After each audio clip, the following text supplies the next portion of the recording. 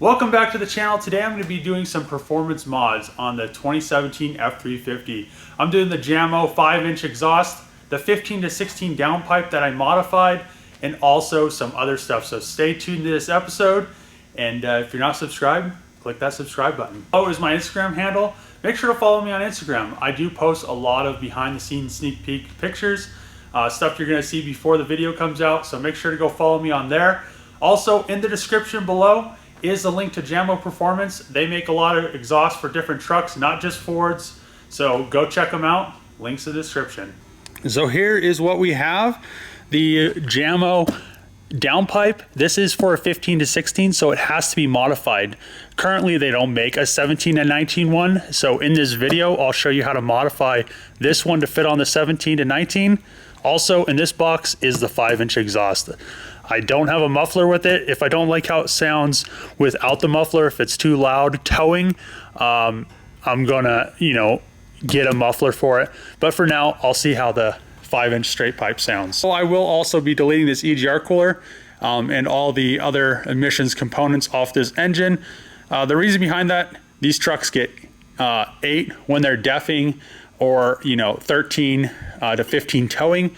Without the EGR on it, it gets anywhere from 18 to like 24. So yeah, it's gonna go by, and the 5-inch exhaust. So that will be a really nice upgrade, especially in the MPG department. One thing I really do appreciate about the Jamo exhaust and everything in the downpipe is the welds. The welds are super nice, and this is a stainless steel, it's not aluminized. I'm guessing the aluminized has just as nice of welds, but look at those welds. So another good thing about the stainless steel exhaust from Jamo is they don't leave all that nasty, slimy, tooling dye from when they make the exhaust. I mean, I touched the inside of Trevor's exhaust from ProFlow, and it was, it was like touching up like a bunch of anti-seize. So it's really nice that these are cleaned out and not all slimy. So to cut that little bit of material out, I was going to pretty much make a bunch of tools to chuck it in a mill, but it's literally only a millimeter of material, and it's only on the bottom part where the chamfer is. So at the top, the flange is large enough to get the goes onto the turbo, but as you see, so it goes on and then it stops at the chamfer.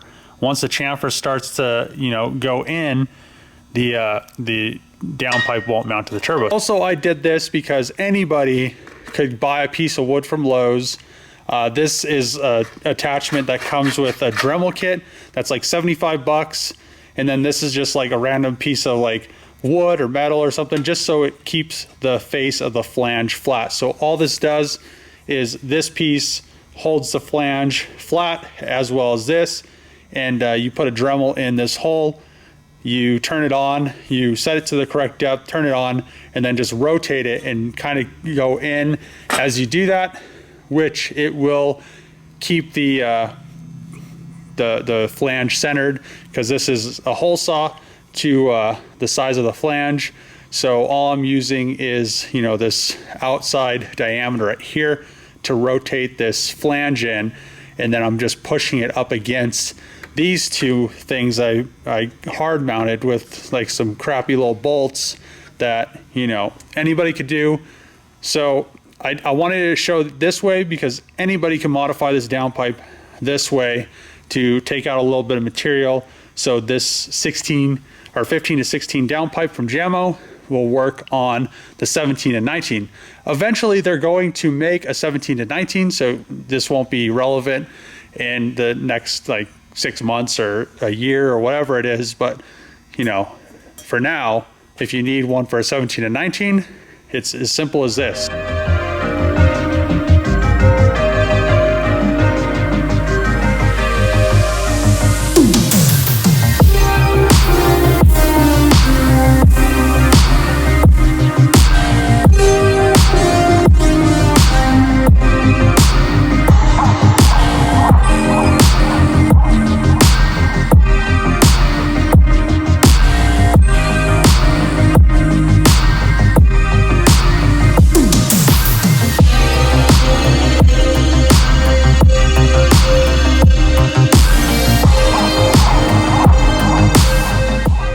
see the taper is taken out of the flange now.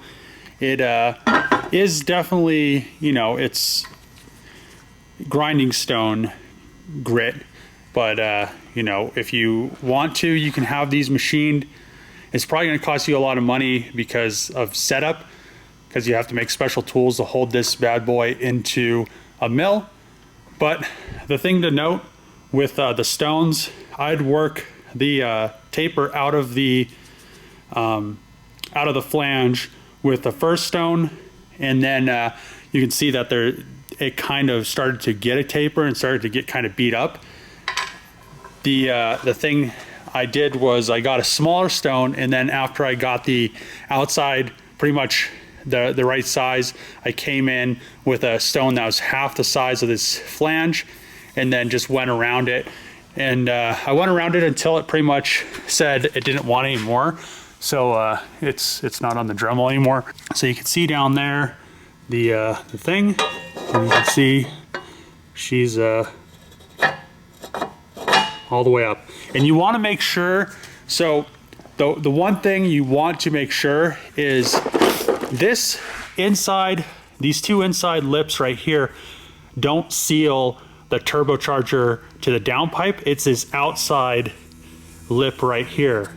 So make sure you don't score this thing up, or that you make sure that it is touching the it's bottoming out on this flange right here, because if it's not, you'll have an exhaust leak. And to pretty much, I think to pull these off, you have to pull the cab. I'm pretty sure you could do it with the cab on. It just would be really difficult. So, you know, make sure that this flange is bottoming out, and you pretty much, there's an audible sound when you put it on the turbocharger that you can tell it's bottoming out and not the other part. But like, you can definitely see it right there. So, and it's true, it's not out of rounder, and it bolts up to the, you know, they're all the same. The 11 to 19 is pretty much the same configuration. They just use different turbochargers and different electronics and different random stuff, but the, you know, the bolt pattern for everything else is relatively the same. I don't know if you'd call it cheating, but the cab and the bed are off. I have installed these exhausts with the cab and bed on. It is a little bit more difficult, especially unplugging all the harness and everything and getting the exhaust hangers undone. Plus, the stock exhaust weighs a ton, so it almost takes two people to get it off. So, you know, one tip, make sure to unplug all the harnesses before you disconnect the hangers, because you will rip, you know, wires out. So just a little tip there.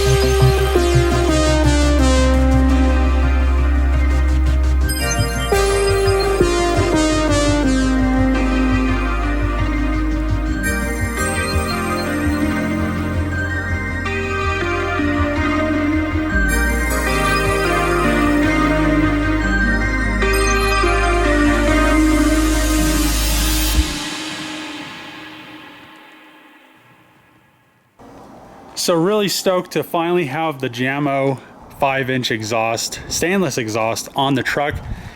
I love this tip. I love that it's stainless. I mean, this thing is gonna last, and the welds, you know, they're not gonna break because they're really nicely done. And all the hangers, everything went together really well.